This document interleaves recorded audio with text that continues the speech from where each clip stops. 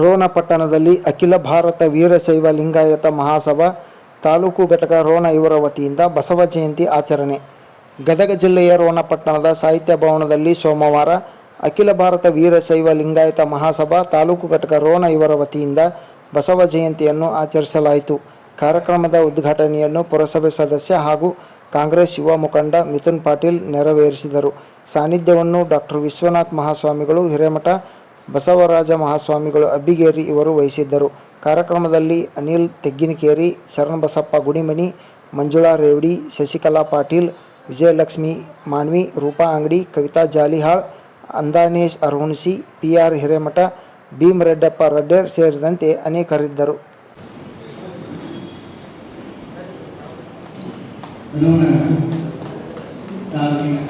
ಅಖಿಲ ಭಾರತ ವೀರಶೈವ ಲಿಂಗಾಯತ ಮಹಾಸಭಾ ರೋಣ ತಾಲೂಕಾ ಘಟಕದ ಉದ್ಘಾಟನೆ.